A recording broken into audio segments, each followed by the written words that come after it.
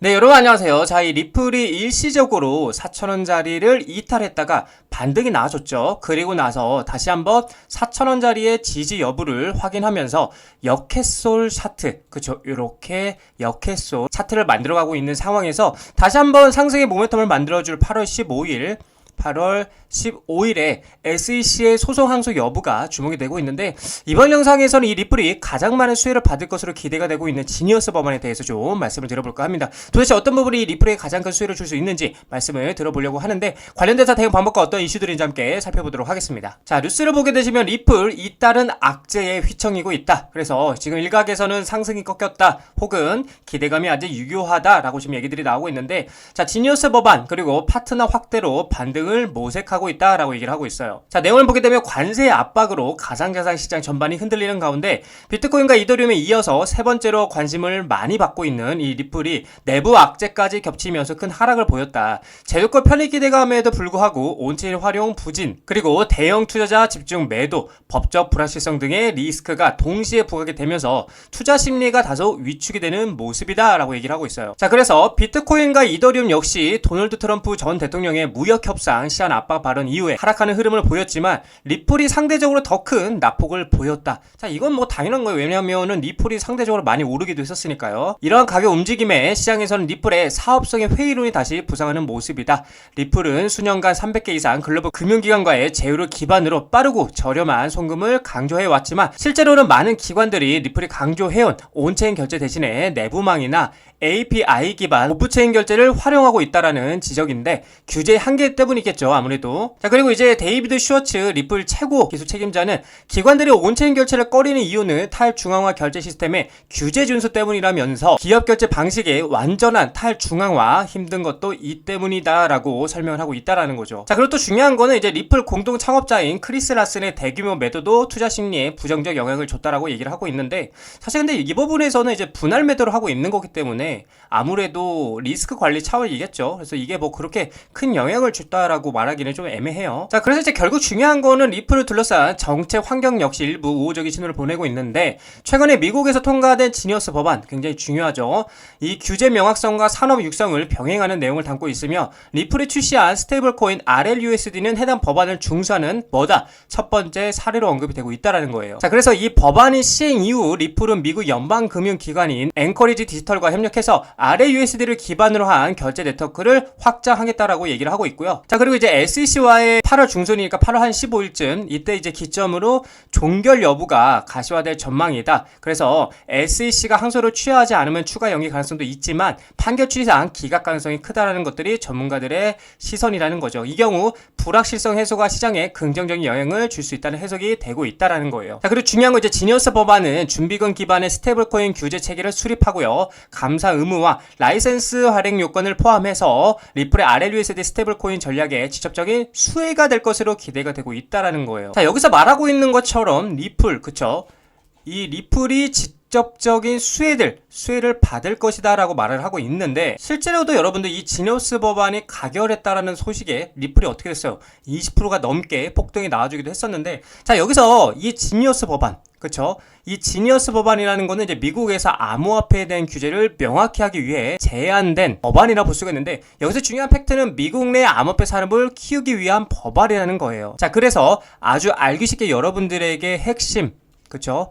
이 좀 핵심만 콕 집어가지고 요약을 해드리자면, 자, 첫 번째 이유로서는 암호화폐 규제 기준을 명확히 해준다라는 거예요. 이게 무슨 말이냐? 자, 예를 들어서 이 리플이라는 코인은 증권이냐 상품이냐, 이러한 논쟁들을 줄일 수가 있고요. 또한 누가, 즉 SEC 또는 CFTC가 어떤 자산을 관리할지 명확하게 구분을 해줄 수 있다라는 거예요. 자, 그리고 두 번째 같은 경우는 암호화폐 산업을 미국에 정착시키려는 목적인데, 자, 미국 밖으로 나가는 프로젝트들을 다시 미국 안으로 미국 안으로 유치를 하고요. 블록체인과 웹3 기업이 미국에서 안심하고 사업을 할 수 있게 해준다라는 겁니다. 이렇게 된다라면 당연히 미국 내에서 암호화폐 패권이 더더욱 높아질 수가 있다라는 거겠죠. 자, 마지막으로 이제 세 번째 같은 경우는 SEC의 권한을 제한한다라고 볼 수가 있는데, SEC가 지금처럼 코인들을 마구잡이로 증권, 그쵸? 이 증권으로 간주하지 못하게 막을 수가 있다는 거예요. 특히나 5년 동안 SEC와 지독하게 재판을 하고 있는 리플 같은 코인에게는 가장 큰 뭐가 된다? 수혜. 그쵸? 가장 큰 수혜가 될 수 있다라는 겁니다. 자, 그래서 결국 중요한 거는 이제 8월 15일이겠죠. 이 8월 15일로 예정되고 있는 SEC와 리플의 항소 여부가 주목이 되고 있는데, 이 부분에 대해서는 제가 말씀을 드리긴 했었지만 일단 SEC 입장에서는 더 이상 끌 수 없는 소송입니다.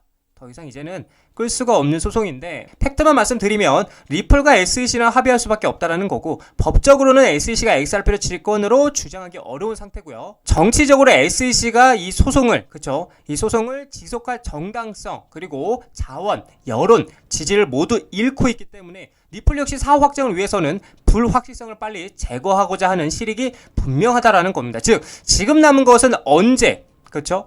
언제 발표되느냐 뿐인 거지, 합의는 사실상 양측 모두 결정한 수순이라는 겁니다. 자, 그래서 결국 이 재판, 그쵸?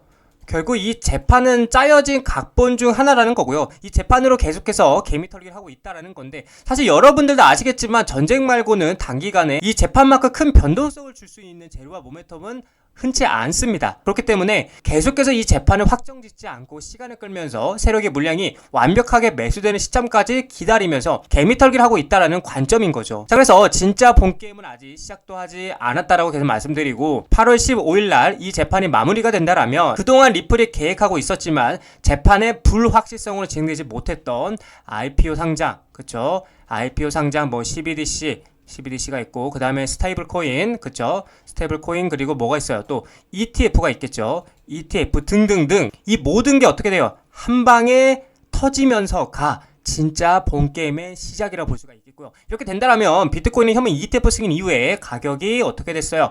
131%가 상승했던 선례를 고려할 때 이 리플 같은 경우는 이 비트코인의 이 상승력에 최소 3배에서 4배가 더 상승할 것으로 전망이 되기 때문에 우리는 이 리플의 밸류를 의심할 필요가 전혀 없다라는 거 믿고 신뢰하면서 구조를 이해하고 투자해 나가셔야 된다라고 저는 여러분들에게 말씀을 드리고 싶은 관점이라는 겁니다. 자, 리플 차트를 보게 되시면 역시나 제가 말씀드렸던 것처럼, 자, 이렇게 4,000원 위에 반등하고 여기서 바로 올라가기 힘들 거라고 제가 분명히 말씀드렸습니다. 어떻게 된다 했어요? 올라가고 나서 다시 한번 이 4,000원짜리, 즉 요렇게 리테스트를 하고, 그쵸? 이 꼬리와 꼬리를 확인하고 역해설의 모습을 그리면서 여기에 계속해서 4,000원짜리 지지해 주게 되면 그때부터 다시 한번 반등이 나와줄 것이다 라고 말씀을 해드렸습니다. 그래서 자, 이제 여기서 눌렸을 때 한 번 더 지지를 해주게 된다라면 다시 한번 4,500원짜리까지 이 고점 확인하러 올라갈 수가 있고, 자, 여기서 이제 중요한데 4,500원을 돌파하고 안착하는 그림을 나오면은 힘있게 전고점을 돌파하는 여력이 생길 것이고,